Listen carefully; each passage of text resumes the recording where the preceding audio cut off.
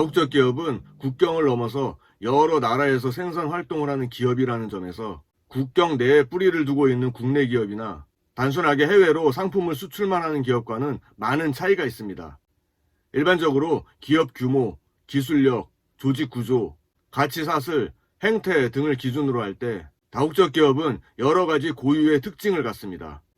이번 영상에서는 다국적 기업이 가지는 9가지 특성에 대해서 알아보려고 합니다. 이번 영상을 끝까지 시청하시면 다국적 기업이 어떤 특징을 가지고 있는지 분명히 아실 수 있을 것입니다. 다국적 기업과 국제 경영을 비롯하여 다양한 경영학 관련 강의 영상을 받아보실 분은 지금 구독해 주시면 감사하겠습니다.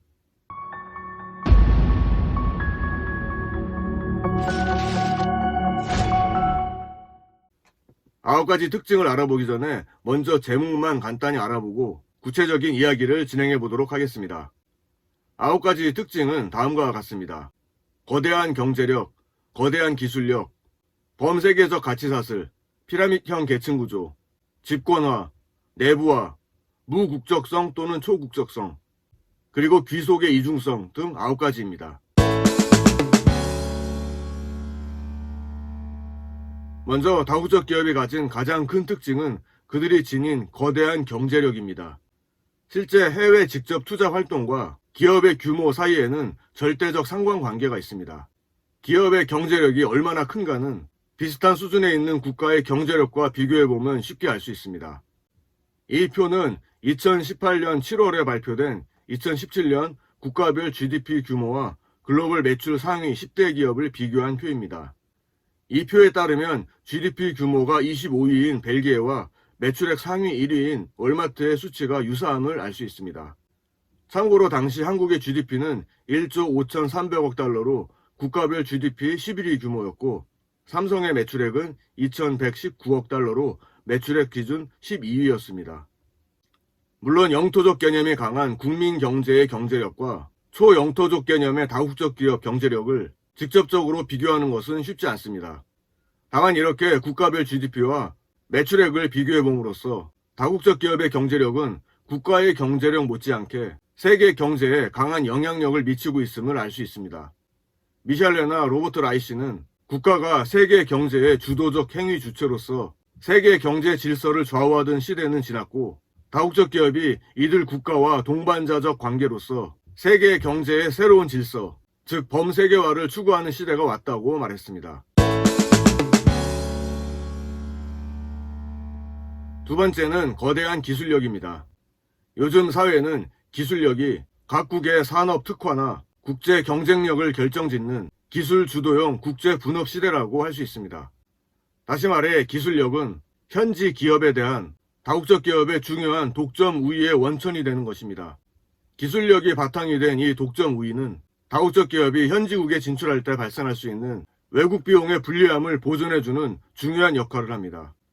여기서 말하는 외국 비용이란 현지 소비자의 기호, 현지의 상관행과 제도가 변하거나 환 리스크, 정치사회적 위험 부담 등에 기인한 여러 가지 비용 요소들을 말합니다. 또한 이 기술은 해외 직접 투자와 함께 현지국으로 이전 확산되어 감으로써 기술이 낙후된 제3세계 현지국의 기술력 향상이나 산업화에 기여합니다. 일반적으로 다국적 기업이 지닌 거대한 기술력은 두 가지 원천에서 나옵니다.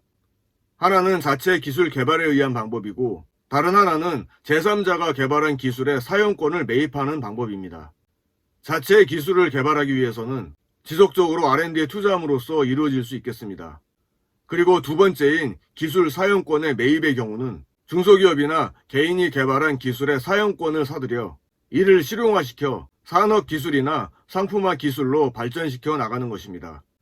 일반적으로 하나의 기술이 개발되어 개발사에게 수익을 가져다 주기까지는 실용화와 상품화를 위한 투자와 마케팅 등 여러 단계를 거쳐야 하는데 이는 상당한 자금력과 마케팅 능력이 뒷받침되어야 합니다. 하지만 많은 경우 벤처기업이나 중소기업 또는 개인 발명가들은 이 같은 능력이 부족해서 개발한 기술의 사용권을 다국적 기업에 파는 경향이 많습니다. 세 번째로 범세계적 가치 사슬입니다. 대부분의 다국적 기업이 해외 생산 거점을 구축하고 매출의 상당 부분을 해외에서 올리고 있습니다. 따라서 국민경제 지향적인 가치사슬을 지닌 국내 기업과는 달리 범세계적인 가치사슬을 가지게 됩니다.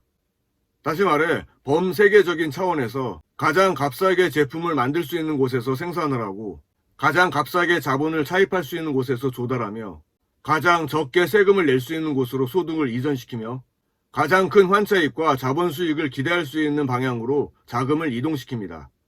다국적 기업이 이같이 범세계적인 가치사슬을 지향하는 궁극적인 목표는 범세계적 이윤의 극대화에 있습니다.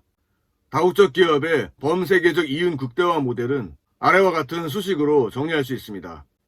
즉, 다국적 기업의 범세계적 이윤 극대화는 해외 자회사의 집합적 이윤 극대화, 범세계적 조세 부담의 극소화, 범세계적 환 리스크의 극소화, 범세계적 재테크의 극대화 등 4가지 요소에 의해 실현된다고 할 수 있는 것입니다. 이 요소들 중에서 해외 자회사의 집합적 이윤 극대화에 대해 주의해야 할 점을 하나 정리해 보겠습니다. 즉, 해외 자회사의 집합적 이윤 극대화는 개별 자회사의 이윤 극대화와 반드시 일치하지는 않는다는 점입니다. 다시 말해 각각의 개별 자회사의 최대 이윤을 산술적으로 합산한 것이 아니라는 말입니다. 다국적 기업의 범세계적 이윤 극대화를 위해서라면 현지국에서의 세율이 높다거나 하는 경우에 어떤 해외 자회사의 이윤을 희생시킬 수 있다는 것입니다. 이로 인해 다국적 기업과 현지 정부의 마찰이 유발될 수 있습니다.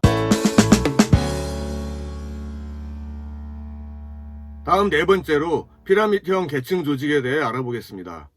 다국적 기업은 세계 여러 지역을 3단계로 계층화시킨 독특한 내부 조직을 가지고 있습니다. 즉, 제일 위에는 본사 또는 모기업의 전략본부가 위치하고 중간에는 지역본부, 제일 밑에는 단순 생산 거점이 자리 잡는 형태입니다. 국경을 초월한 재화, 기술, 자본, 정보, 인력의 이동과 경영의사의 결정 및 전달, 그리고 집행이 다국적 기업 내부의 이 피라미드 조직 속에서 이루어지고 있는 것입니다. 전략본부는 경영 목표를 수립하고 기술연구 및 개발과 같은 전략적인 기능을 담당합니다. 대개 모기업이나 본사가 위치하는 뉴욕, 런던, 도쿄, 파리와 같은 국제금융센터에 위치합니다. 지역본부는 교육훈련, 단순 생산 거점의 업무 조정, 전략본부로부터 정보 전달 기능을 담당합니다. 싱가포르, 홍콩 등 각 지역의 거점 도시나 지역적 금융센터에 위치합니다. 그리고 단순 생산 거점은 다국적 기업의 해외 생산 거점, 우회 생산기지, 부품 공급기지, 현지 시장 접근 기지로서의 역할을 수행합니다. 노동력과 자원이 풍부한 개발 도상국에 산재하는 경우가 많습니다. 다국적 기업의 이와 같은 피라미드형 계층 조직은 기업 내부의 분업 구조, 현지국의 산업 특화, 국제분업 체제까지 광범위한 영향을 미칠 뿐만 아니라 그들의 행태적인 특징인 집권화와 내부화를 결정짓는 중요한 요소로 작용합니다. 5번째로 집권화입니다. 방금 언급한 대로 집권화는 피라미드형 계층 구조로부터 파생된 특징이라고 할 수 있습니다. 집권화란 다국적 기업의 경영이나 행태에 중요한 영향을 미치는 전략적 기능이 본사의 전략본부에 집중되는 것을 말합니다. 여기서 집권화는 의사결정의 집권화와 R&D의 집권화로 나눌 수 있겠습니다. 의사결정의 집권화는 전략본부에서 모든 중요한 의사결정이 이루어지고 지역본부와 해외 생산기지로 전달되는 과정을 말합니다. 아무래도 전략본부에 모인 사람들이 보다 광범위한 정보를 수집하고 축적할 수 있으며 이를 기반으로 넓은 경영 안목을 가지고 분석하여 의사결정을 내림으로써 범세계적 차원에서 보다 효율적인 경영 전략을 수립할 수 있게 됩니다. 하지만 지역본부나 해외 생산기지가 있는 현지국 입장에서 볼 때 자국 경제에 영향력을 미칠 수 있는 의사결정이 자국 영토 밖에서 이루어진다는 것을 의미합니다. 따라서 이로 인해 현지국과 다국적 기업 간의 갈등과 마찰이 발생할 수 있습니다. 2번째, R&D 활동도 의사결정 못지않게 피라미드의 꼭지점인 전략본부에 집권화되어 있습니다. 아무래도 R&D 자체가 거액의 자금이 필요한 부분이기 때문에 선진 투자국에서 이루어지는 경우가 많다고 보시면 되겠습니다. 6번째 특징으로 내부화에 대해 알아보겠습니다. 내부화와 관련해서는 지난 영상에서 구체적으로 정리했기 때문에 여기서는 다국적 기업이 왜 내부화를 추진하는지에 대해서만 간략히 정리해 보겠습니다. 다국적 기업이 내부화를 선호하는 이유는 그들이 지니고 있는 독점 기술의 외부 유출을 방지하기 위해서입니다. 또한 규모의 경제를 구현하기 위해서이기도 합니다. 여러 곳에 해외 생산 거점 체제를 구축하고 있는 다국적 기업이 부품이나 중간재의 생산을 최적 생산 거점에 집중하여 규모의 경제 하에서 대량 생산한 후 다른 해외 자회사나 모기업 간에 내부적으로 거래를 하는 것입니다. 또 하나 내부화를 추진하는 결정적인 이유는 바로 내부 거래와 이전 가격 조작을 통해 조세 부담이나 환 리스크를 극소화시킬 수 있기 때문입니다. 일곱 번째 특징은 무국적성입니다. 무국적성이란 다국적 기업을 소유하는 자본의 국적과 그들이 만들어내는 상품의 국적을 구별하기가 힘들어진 것을 의미합니다. 먼저 소유의 무국적화는 포트폴리오 주식 투자의 국제화와 전략적 제휴로 인해 생겨난 특징이라고 할 수 있습니다. 즉 인터넷의 발달로 인해 주식 투자 자체가 국제화되면서 다국적 기업의 주식이 여러 나라 국적을 가진 주주에 의해 분산 소유되고 있는 상황입니다. 그리고 상품의 무국적화는 다국적 기업이 만들어내는 상품의 국적을 판별하기가 힘들어지는 것을 말합니다. 메이드 인 USA가 찍혀있는 GE의 전자제품도 중간재의 상당 부분은 동남아나 멕시코에서 하청 생산되어 미국에서는 단지 조립만 하는 것이 많습니다. 또한 메이드 인 싱가포르이 찍혀있는 모토로라의 전자제품도 따지고 보면 핵심 부품은 미국에서 수입하고 단지 싱가포르에서는 단순 조립만 한 경우가 많습니다. 이와 같이 상품 자체의 국적이 모호해져 가는 현상을 말하는 것입니다. 여덟 번째로 이동성입니다. 여기서 이동성은 생산 요소의 이동성과 해외 생산 거점의 이동성으로 구분할 수 있겠습니다.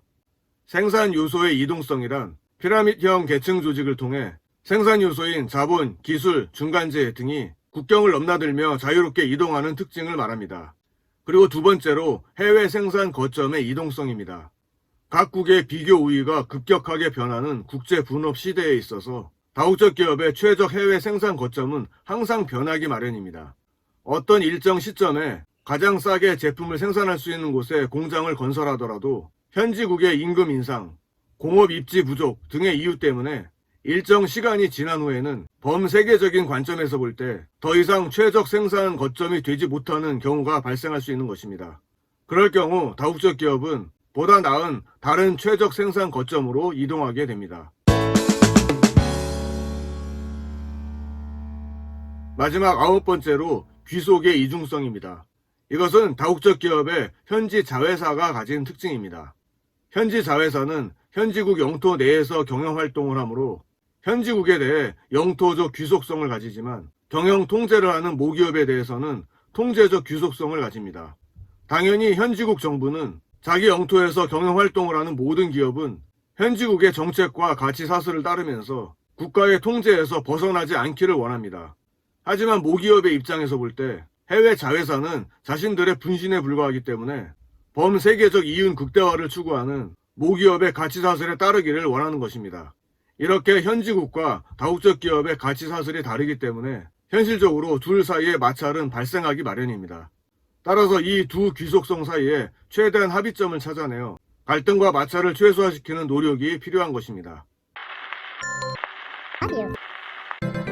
이번 영상에서는 다국적 기업의 특징을 9가지로 정리해보았습니다. 앞선 몇 편의 영상에서 조금씩 정리했던 내용들도 있는데 관련 영상 강의 참고하시면서 충분히 학습하시기 바랍니다. 이번 영상은 여기까지입니다. 내용이 도움되셨다면 좋아요 눌러주시고 앞으로도 계속 경영학 관련 강의 영상을 받아보실 분은 지금 구독해주시면 감사하겠습니다.